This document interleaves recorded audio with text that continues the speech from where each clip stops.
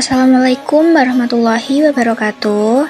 Perkenalkan, nama saya Dinda Ayu Silviana dari Prodi BK5C NIM 230801078.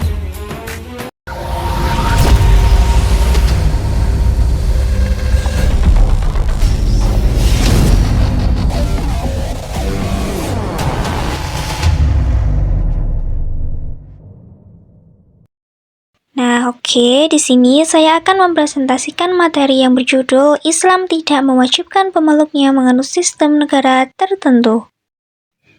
Yang pertama, memahami hubungan antara Islam dan bentuk negara.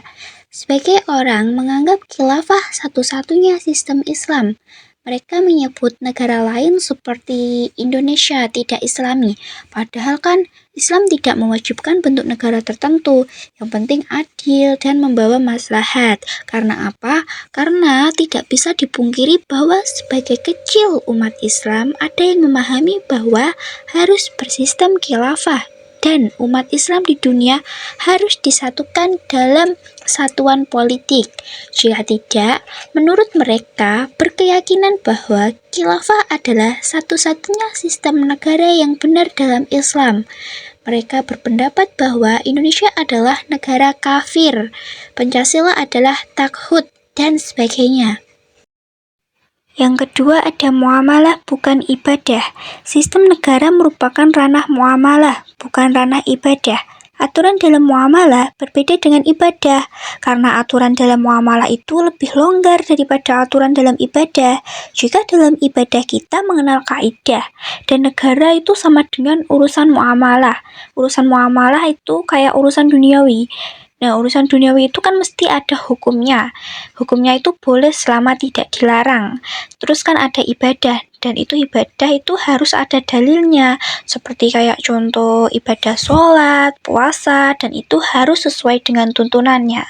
Dan muamalah itu ya, bentuk negara sistem pemerintahan boleh bervariasi. Nah, dalam arti bervariasi itu, muamalah itu kan fleksibel ya, termasuk urusan negara dan pemerintahan.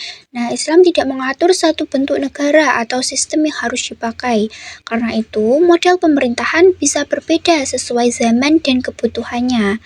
Yang penting tetap adil, bermanfaat, terutama tidak zalim dan tidak bertentangan dengan nilai Islam. Selanjutnya, yang ketiga, tidak ada dalil bentuk negara tertentu. Yang pertama, tidak ada ayat atau hadis yang mewajibkan sistem khalifah. Dan yang ada itu adalah perintah untuk mengatur urusan umat dan menegakkan nilai-nilai Islam, bukan bentuk institusinya. Nah, yang kedua itu Islam hanya mengajarkan prinsip kepemimpinan Raja Kisra tetap memimpin negerinya setelah masuk Islam. Nah, di dalam prinsip tersebut itu ada 5 prinsip. Nah, 5 prinsip itu yang pertama keadilan, amanah, musyawarah, penegakan hukum, dan yang terakhir menjaga agama dan kemaslahatan rakyat. Nah, contohnya itu Rasulullah SAW mengizinkan Raja Kisra tetap memimpin negerinya setelah masuk Islam. Selanjutnya, yang keempat ada prinsip syariat, keadilan, dan kemaslahatan. Menurut Ibnu Qayyim al-Jauziyah, syariat dibangun atas dasar keadilan, kasih sayang, kemaslahatan, dan hikmah.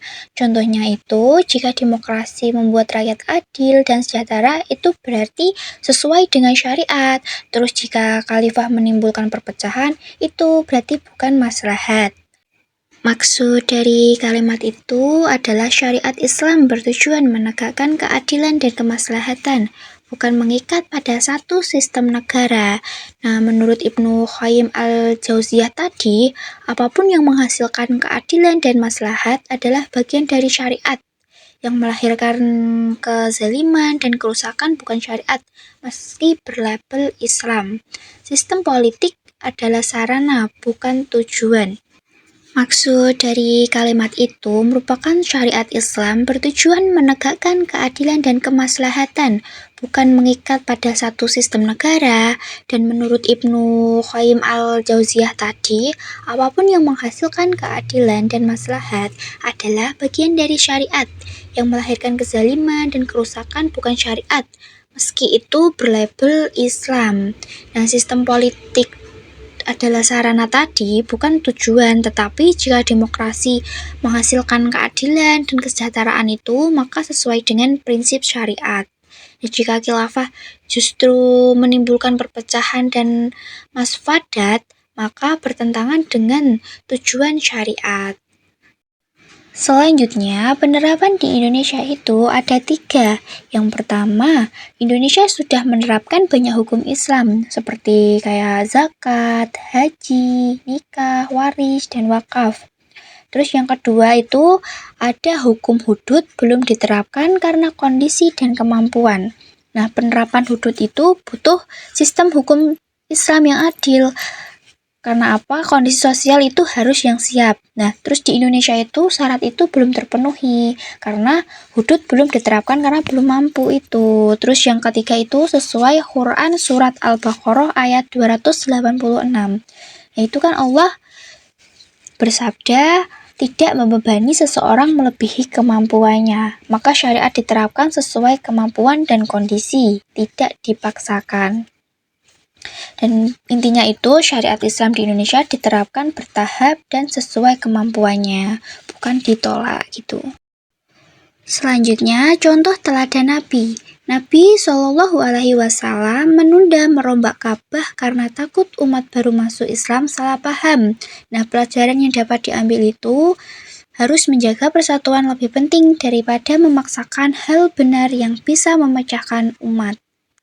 Nah, maksud dari kalimat tersebut itu, Nabi SAW sebenarnya tahu bangunan bentuk Ka'bah saat itu tidak sesuai dengan bangunan Nabi Ibrahim. Namun beliau menunda perbaikannya, karena umat Islam itu keadaan masih baru. Dikhawatirkan mereka salah paham, bingung, atau goyah imannya.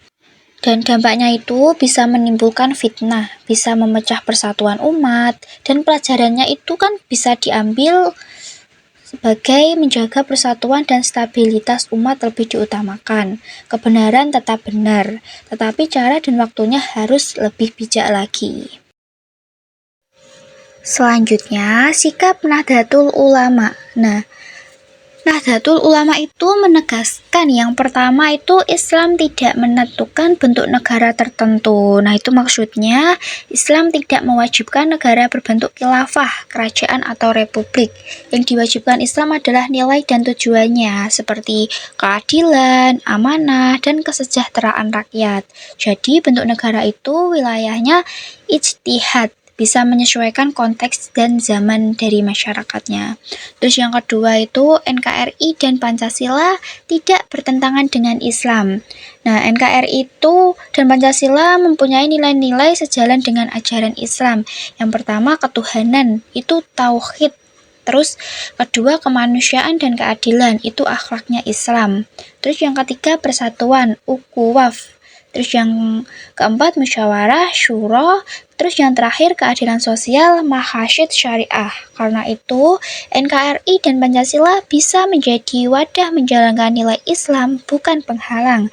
Terus yang ketiga tujuan negara, kemaslahatan dan keadilan rakyat. Nah, dalam Islam tujuan kepemimpinan adalah maslahat kebaikan bersama.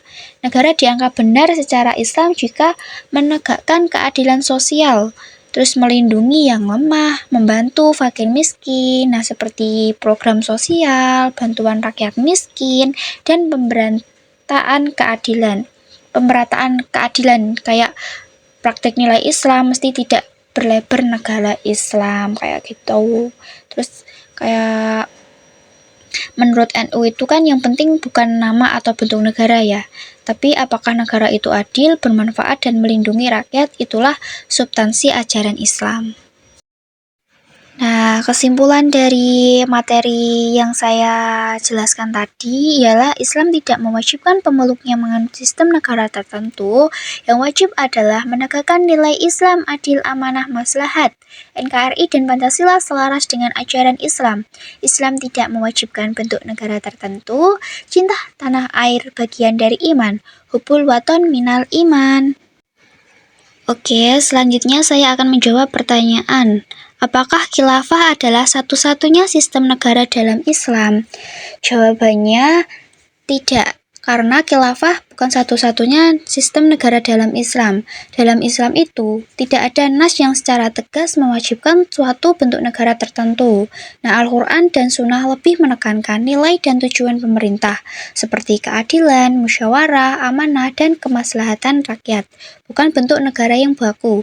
Secara sejarah, sistem khilafah muncul sebagai hasil ijtihad politik para sahabat sesuai konteks zamannya, bukan sebagai sistem yang diterapkan secara mutlak oleh syariat.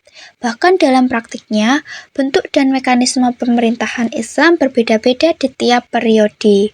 Karena itu, selama suatu negara menegakkan keadilan, menjamin kemaslahatan rakyat, serta menghormati nilai moral dan kemanusiaan, maka negara itu akan sah dan tidak bertentangan dengan Islam, meskipun bukan berbentuk khilafah. Sekian presentasi dari saya. Mohon maaf jika ada salah kata atau ucapan yang kurang enak didengar. Mohon maaf sebesar-besarnya. Wassalamualaikum warahmatullahi wabarakatuh.